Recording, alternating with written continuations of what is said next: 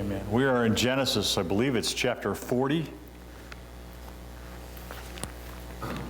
Genesis chapter 40. This is the story of the baker and the butler. And it's kind of an interesting little story. There's some little sidelights here, and we're going to kind of cruise through this thing. Unless y'all have comments or questions, we're going to move right along. We started off with Joseph. Remember, he was in Canaan land. Remember that he had dreams in Canaan land, and he dreamed some dreams, and he wasn't very tactful. He told his brothers, basically, that his brothers would bow down in obedience or obeisance to him. And at 17 years of age, he wasn't very tactful. And so he was telling his brothers that he was ready for leadership. He wasn't ready for leadership. It turns out that we're going to go through a couple of chapters here. And in chapter 41, we're going to find out, I believe it's in verse 1 of chapter 41, he's now 30 years old. So he was 17 when he went down into Egypt. He's 30 years old when he's elevated to a high position within Egypt. That 13 years was a period of apprenticeship, a period of kind of smoothing out the rough spots. I mean, he needed some training. He needed some learning. That's not uncommon in the Bible. We find out that David was anointed king when he was quite young. But he didn't become king until a number of years later. Matter of fact, he was 30 when he became king.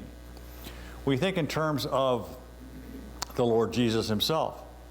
He didn't start his public ministry until he was at least 30 years of age. And then lastly, I think in terms of our friend, the Apostle Paul. The Apostle Paul was a well-learned man before his conversion. He sat underneath the feet of Gamaliel in Jerusalem. I mean, he was a well-educated man.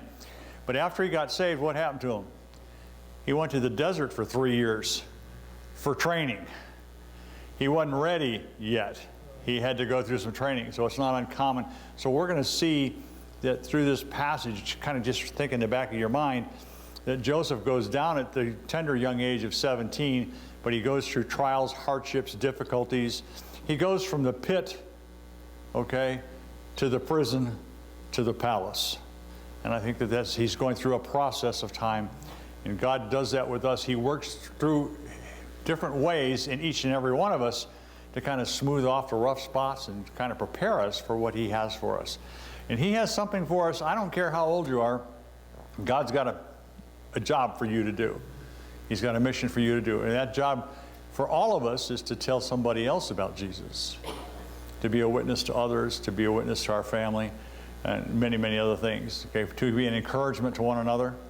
I mean, that's a really important thing. So let's read chapter 40, verses 1 through 4. It came to pass after these things that the butler of the king of Egypt and his baker had offended their lord, the king of Egypt. And Pharaoh was wroth against 2 of his officers, against the chief of the butlers, against the chief of the bakers. And he put them in ward in the house of the captain of the guard, into the prison, the place where Joseph was bound. And the captain of the guard charged Joseph with them, and he served them, and they continued a season in the ward. The butler. I don't know about you, but in terms of butler, I think of a guy who answers the door. You know? I think of a man who serves in various different capacities. Quite frankly, when I hear the term butler, I think of Lurch, okay? In the old TV series. I know that's not very spiritual, but that's what I think of. Turns out a butler was the one who was in charge of the vineyards. He was in charge of the cup. He was the chief cupbearer to Pharaoh himself. He was the butler. What's a baker? Well, we think in terms of bakers. I don't know. I think I'm married to a Dane, so I think in terms of bakers is nice rolls and things like that, but it was also bread. But you can also bake other things. You can bake a roast, can you not? So one's in charge of the drink, one's in charge of the cup, the other one's the head chef. What's common here? Food is common here. So somewhere along the way, the butler and the baker became suspect. Now, I don't know exactly what happens, the Bible doesn't say, but I suspect that somewhere along the way, there was an attempted poisoning or a lapse of responsibility in serving their offices. It says that Pharaoh was very wroth with them. Okay, he was angry. He was upset. He said, it says that they offended their Lord. If you look the word offended up, means they sinned against Pharaoh. Not a good plan. If you're working for Pharaoh, to sin against him is not a good thing to do, especially if you're going to get caught. They're both put in ward, the word says. That's a fancy schmancy term for jail. They're put in jail, and it says for a season, for some period of time. Where are they in jail at? They're in jail at the captain of the guard's prison. Who's the captain of the guard? We read about this before. It's Potiphar, right? Potiphar was the head of security.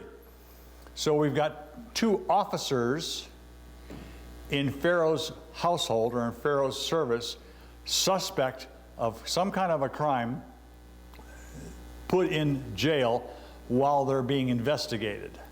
Right? This is kind of what the whole picture is all about. So let's go on and see what it has to say.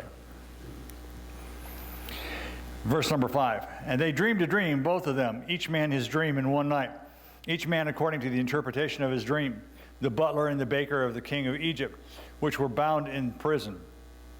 And Joseph came in unto them in the morning and looked upon them, and behold, they were sad. And he asked Pharaoh's officers that were with him in the ward of his Lord's house, saying, Wherefore look ye so sadly today? And they said unto him, We have dreamed a dream, and there is no interpreter of it. And Joseph said unto them, Do not interpretations belong to God? Tell me them, I pray you. So we see these two officers, the word says officers. We used that term once before in this same scripture where it talked about Potiphar. Potiphar was an officer in Pharaoh's service. Turns out the Hebrew word for officer is a word called sais, S-A-I-S, is how we would spell it if we were doing it in English. And S-A-I-S means a eunuch. Anyone serving close to Pharaoh had to make that commitment to become a eunuch. And so they had suffered, if you will, sacrificed in order to get to their position. So these are high-ranking individuals within Pharaoh's service. They're put in ward, and they're given unto Joseph to look after. Now think about this. This is Potiphar's jail. Joseph is in Potiphar's jail.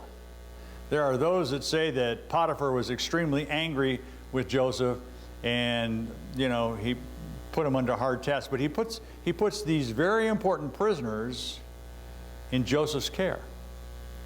He must not have thought too badly of Joseph, after all. Okay?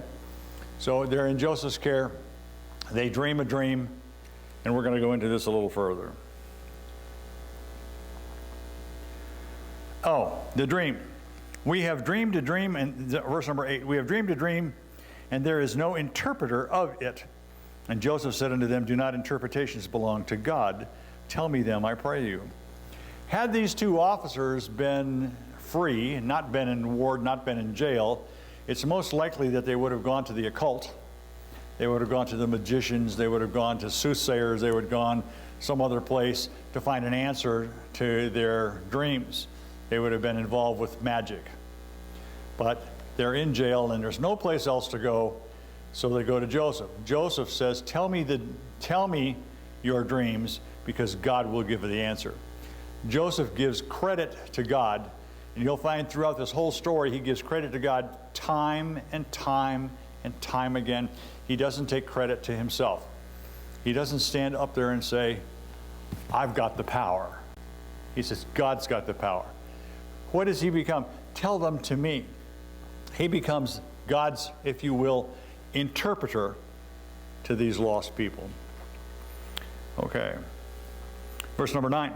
The chief butler told his dream to Joseph and said to him, In my dream, behold, a vine was before me, and in the vine there were 3 branches, and it was as though it budded, and her blossoms shot forth, and the clusters thereof brought forth ripe grapes.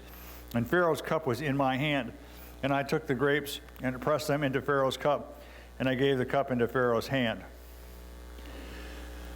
Two officers, a butler and a baker. They dream a dream. They're both confused by this dream. They don't quite understand what's going on. They know that it's important to have the interpretation of this dream.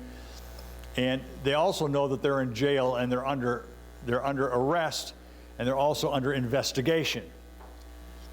It's a pretty serious thing to poison Pharaoh. I mean, it's a capital offense. So whoever is guilty is going to be in deep trouble. The butler leaps right out there and, I'll go first. I think he knew in his heart that he was innocent. He knew that he had not had any lapse of his service, and he says so far in his description of the dream. He says he was there while the branch budded, while it blossomed, while it bloomed, while it became grapes. He was there the whole time. Said he took the grapes and squeezed them in his hand into the cup, and he gave the cup to Pharaoh. You notice that there's a consistency here. The butler is in charge of every step of the operation all the way along the way. He's in control. He's not guilty. And he talks about a threeness here. He talks about three branches. The numerology is going to become important as we go on. Pharaoh's cup was in my hand, verse number 11. I took the grapes, pressed them into Pharaoh's cup, gave the cup to Pharaoh. Verse number 12. And Joseph said unto him, this is the interpretation of it. 3 branches are 3 days. Yet within 3 days shall Pharaoh lift up thine head and restore thee into thy place, and thou shalt deliver Pharaoh's cup into his hand after the former manner, when thou wast his butler. But think on me when it shall be well with thee, and show kindness, I pray thee, unto me, and make mention of me unto Pharaoh, and bring me out of this house. For indeed I was stolen away out of the land of the Hebrews, and here also have I done nothing that they should put me into the dungeon. Let's stop there. The dream is told. Joseph immediately comes forth with the answer to the dream. He sees the threeness, and he talks about the threeness as being 3 days. The numbers are relating to time. And it's going to hold true a little bit later on. You're going to find out this is the same as true. Numbers hold time. He realizes that the butler is innocent of his crime, and says that he will be released within 3 days. Okay, so he's going to be released and he's going to be let go. And so that's what we have here in this particular portion. He says, when you get out of here, in essence, in modern day language, when you get out of here, remember me. Like you, I'm innocent. I didn't do anything. I've been falsely accused. I've been falsely imprisoned. Please remember me to Pharaoh. We're going to see what happens with the rest of the story. The outcome is so good for the butler that the baker is now willing to tell his story. So let's see what the baker has to say. Verse 16. When the chief baker saw that the interpretation was good, he said unto Joseph, I also was in my dream, and behold, I had 3 white baskets on my head. And in the uppermost basket there was all manner of baked meats for Pharaoh, and the birds did eat them out of the basket upon my head. And Joseph answered and said, this is the interpretation thereof. The 3 baskets are 3 days. Yet within 3 days shall Pharaoh lift up thy head from off thee, and shall hang thee upon a tree, and the birds shall eat thy flesh from thee. First dream's interpretation is good. Second dream's interpretation is not so hot. Going to find out he's the baker. He's the one who's in charge of baking, the one who's in charge of the foodstuffs. He talks about putting the baked meats, the baked goods, in baskets on top of his head. Now, I don't know about you, but I can't see on top of my head. He couldn't see what was going on, and the birds come and they land in the topmost basket, and they, excuse the pun, they befoul the food that's in the basket. Okay? That's exactly what they do. Birds in Egypt were sacred. it was a very bad thing to do to harm birds in any way, shape, form, or matter. And they became emboldened. And they were so bold that they were kind of a nuisance. But you couldn't really do anything to them. He's not watching his job. He's not caring for Pharaoh's food. And they become tainted, they become polluted. So the dream is interpreted as such. In 3 days, Pharaoh's going to lift your head off. You're going to be executed within 3 days. So this is the interpretation of both dreams. Verse number 19.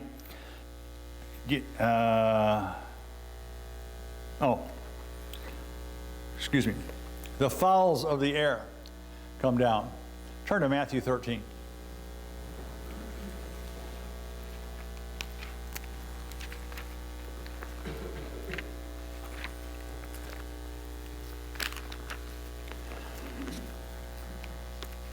These dreams have a lot of symbolism in them.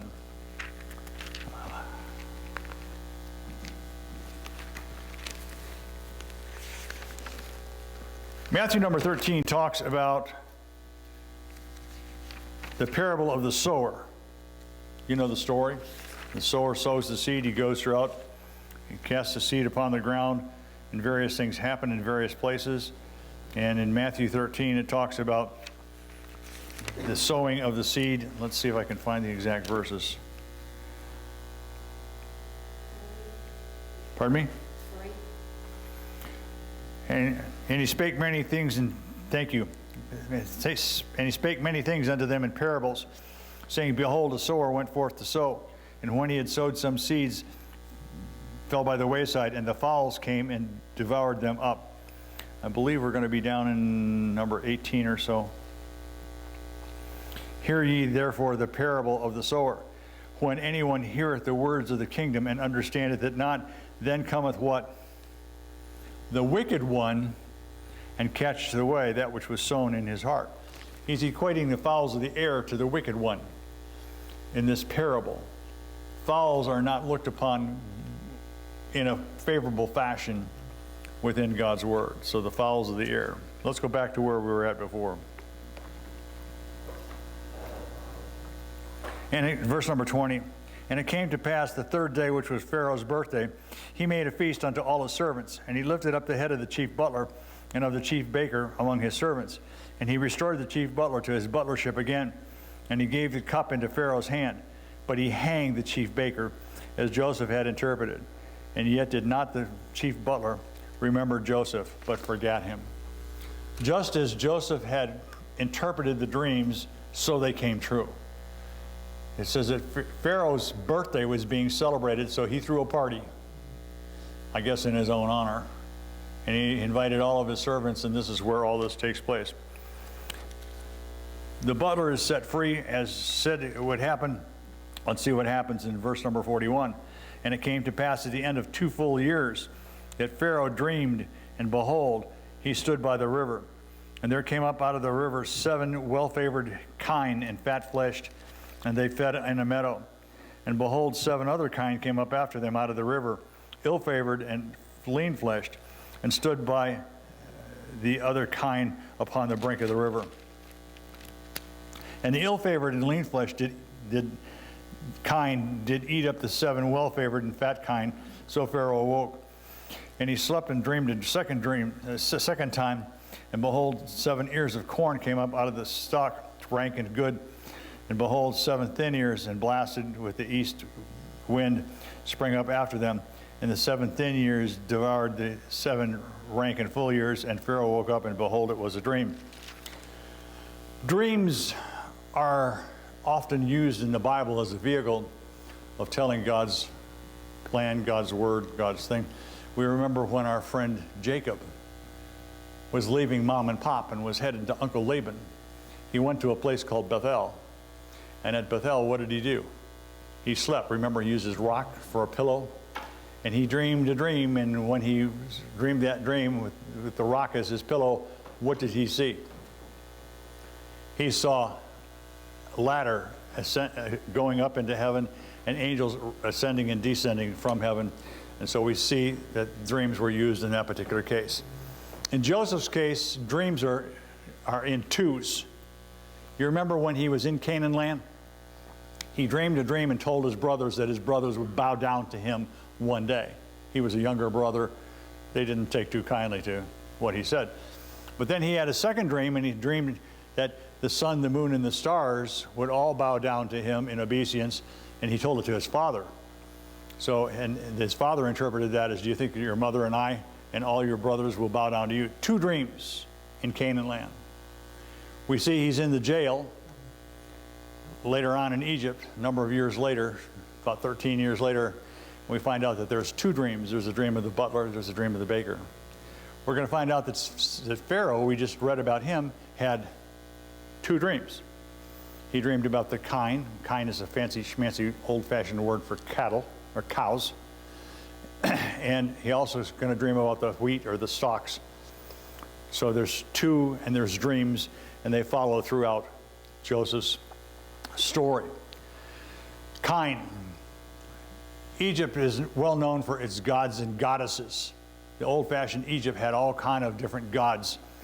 And one of the chief goddesses was known as Isis, not to be confused with the modern-day military organization, but Isis was a goddess, and she was known, her emblem was a cow. It turns out that her husband was a fellow by the name of Osiris, and Osiris was represented in the Egyptian Book of the Dead as a raging bull. So the religion of Egypt at that point in time was represented by cattle or cows. So there's a tie into this dream.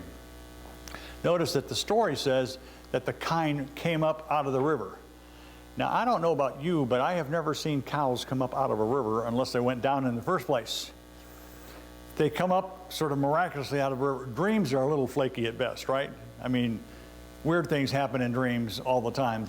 So we're going to find out a little bit later on that in this particular story, skinny cows eat the fat cows. Cannibalistic cows. That's another part of the dream. It's a little hard to understand. Okay? But cows are representative of Egypt. They come up out of the river. What's Egypt known for? Talk to me. The Nile River, is it not? Egypt's known for the Nile River. The Nile River floods and wanes every year, and they have crops and whatever because of that. So it's known for its river. The cows, the gods and goddesses come up out of the river, ties this in real nicely to this dream. It also talks about corn. Corn not like we have today. You can drive all around here and the corn is pretty much done its thing. It's ready for picking if it's not already overdone. Corn. Here the word corn is an Old English word, and this word corn actually doesn't mean maize, but it means wheat. Or their version of wheat would be spelt. Okay, and so we're talking about grain. Egypt was known as the granary of the world. They were very well known for their raising of wheat and crops, and because of the flooding of the water. So this dream is pointing towards Egypt. All right? Where am I at here? Verse number 8. And it came to pass in the morning that his spirit was troubled. That's Pharaoh. He's troubled. He's troubled about this dream. He's worried about the dream. He sent and he called for all the magicians of Egypt and all the wise men thereof, and Pharaoh told them his dream, but there was none that could interpret them unto Pharaoh. Then spake the chief butler unto Pharaoh, and saying, I remember my fault this day. Pharaoh was wroth with his servants, and put me in ward in the captain of the guard's house, both me and the chief baker. And we dreamed a dream in one night, I and he. We dreamed each man a dream according to his interpretation. And there was with us a young man, a Hebrew servant to the captain of the guard, and we told him, and he interpreted to us our dreams, to each man according to his dream. He didn't interpret. And it came to pass, as he interpreted to us, so it was.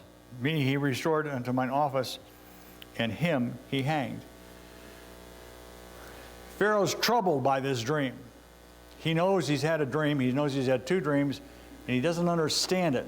So he goes to his counselors, he goes to his wise men, he goes to his occultists at that point in time, and he wants to know the interpretation of the dream. None of them can figure out what the dream is. I mean, they're all kind of befuddled. They all kind of don't understand. You got to remember that these magicians in Egypt were not people that pulled rabbits out of hats, okay? That's not what they were all about. They were wise men. They were educated men. They were very well learned, and they knew all kind of powerful things. You remember when there was a fellow by the name of Moses a little bit later on? Moses goes into Pharaoh's court. He throws down his staff, and his staff becomes a serpent. What did the magicians do? They threw down their staves, and they became serpents. They were powerful people. These were not a bunch of flakes, okay? They really knew what they were doing. They were in their realm of things, but they could not interpret this dream. Why not? The dream was of God. They were not of God. They couldn't interpret the things of God.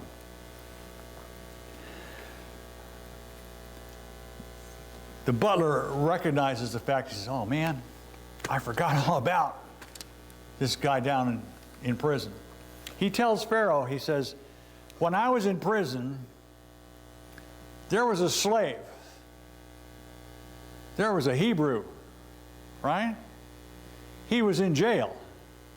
Now, how likely would the most powerful leader of the entire world be to want to entertain talking to a slave, to want to entertain talking to a foreigner, to want to entertain talking to one who's in jail? How likely would that be under normal circumstances?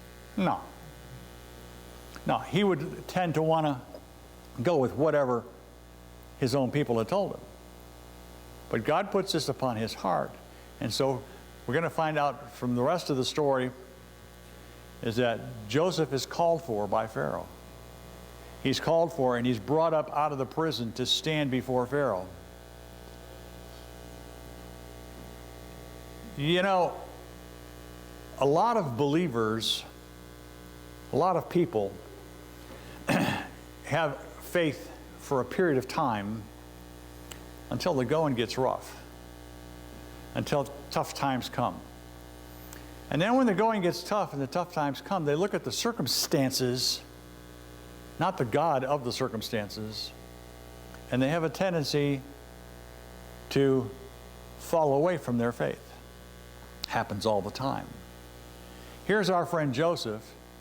He's 17 years of age when his brothers beat him up, throw him down into a pit, sell him into slavery. He becomes a slave. He does a good job. He's falsely accused.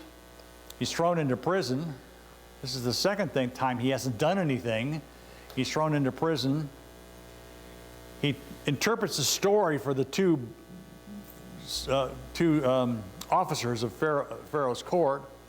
He says, remember me when you get before Pharaoh. They forget about him for 2 years. Think about how you would feel if all this stuff had happened, okay? And you don't see any relief at the end of the tunnel. What you see is an oncoming train. Joseph never in the story, never gives up faith. He's true throughout the whole thing. You see, he trusts in the God of the circumstance, not what he sees in the circumstance. Many here have gone through trials and difficulties. Some of you are going through trials and difficulties right now. Keep the faith. Keep trusting in the God of the circumstance, not the circumstance itself. Verse number 14. Then Pharaoh sent and called Joseph and brought him up hastily out of the dungeon and shaved him and changed his raiment. And he came in unto Pharaoh. And Pharaoh said unto Joseph, I have dreamed a dream, and there is none that can interpret it. I have heard say of thee that thou canst understand a dream to interpret it. And Joseph answered Pharaoh, and saying, it is not in me. God shall give Pharaoh an answer of peace. Here's a guy who's a prisoner. He's been a prisoner for 13 years. He's brought before the most powerful ruler in the entire world at that point in time. And now Pharaoh's given him an opening. I hear you can interpret dreams. The power is in you. Man, most people would have said, yeah, that's really true. I got the power. Oh, by the way, I'm in jail. I want to be let out. We don't see Joseph anywhere asking to be let out of jail. Anywhere in this story. Furthermore, he could have milked it even more, saying, well, if I interpret this dream right for you, not only do I want to be out of jail, but I want to get a lot of money. I want to have my freedom. I want to be able to go back home again. I mean, he could have asked for all kinds of different things. He asks for nothing. As a matter of fact, what he says is, the power is not in me to interpret this dream. The power is in the Lord God Almighty. He gives credit to God. He's been through 13 years of bad news, and he still can give praise and power to God. I think of a young lady that sat back there up until just recently, who went through all kinds of trials and difficulties and problems, and she continued, even though she had terminal cancer, she continued to give God praise right up till the end. She was a Joseph. How important it is to remember to give God praise. You know, it's not what we want. I'm sure that Joseph thought somewhere along the way, okay, Lord, it's about time. I want relief now.